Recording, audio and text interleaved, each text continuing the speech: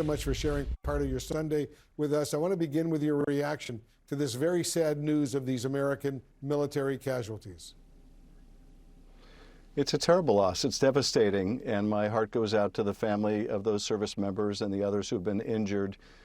This is the terrible cost of going to war, as the president described earlier, and it's a decision the president should not have made.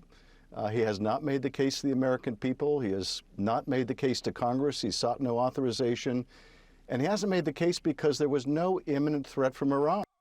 They were not in the process of rebuilding their nuclear program or building a bomb. The president said only months ago that he had obliterated their nuclear program. Now, that was, I think, an exaggerated claim. But nevertheless, at this stage, it posed no threat to the United States, nor do they have the capability of hitting us with ballistic missiles. So there was no cause for us to go to war with Iran. And to go to war with Iran over regime change and risk American lives with such tragic result, I think was a terrible mistake by the president. You say no imminent threat, but is there a long-term threat from this regime in Iran? Sure, there's a long-term threat. There's a long-term threat from North Korea. There's a long-term threat from other parts of the world also, but we don't just go to war over a long-term threat. And there's no constitutional authority for a president to go to war over a long-term threat without seeking authorization from Congress. Now we have a situation where we really can't predict what happens next. We see Iran lashing out at the region, lashing out at our bases around the region. We may have the Iranian people rise as the president is calling on them to try to topple the regime. Right now we've decapitated it, but the regime still exists.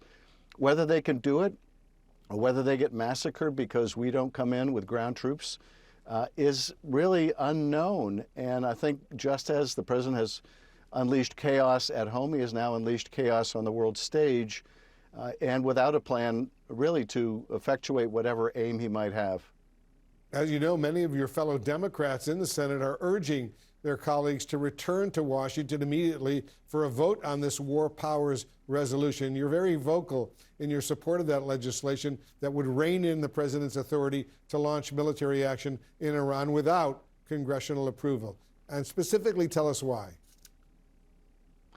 Well, I introduced, Tim Kaine as the lead, along with Rand Paul, Senator Schumer, and myself introduced a war powers resolution that calls on the Congress to essentially require the president to come to Congress to continue hostilities, to seek an authorization to use force, as President Bush did in Afghanistan and in Iraq.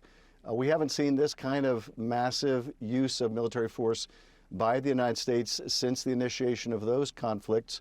And Congress needs to approve it or needs to say no more. So, yes, I'm urging the Congress to come back in session, take a vote on this, put people on record. If the president wants to continue this war, let him come to Congress and seek an authorization. Let him make the case to the American people.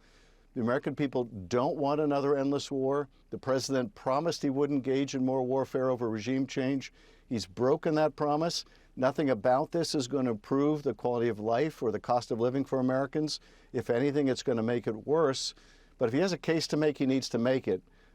It doesn't appear that he does, and we need to insist on a vote on this ASAP.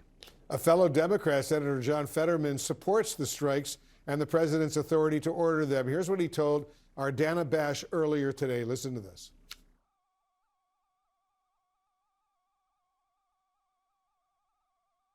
People keep described that it was a legal war. Now, read the War Powers Act. And now that has not been violated at this point, what happened yesterday. So how do you respond to that, Senator Schiff? And specifically, if there's a formal vote to authorize this military action, are there enough Republicans to join a lot of Democrats in passing it?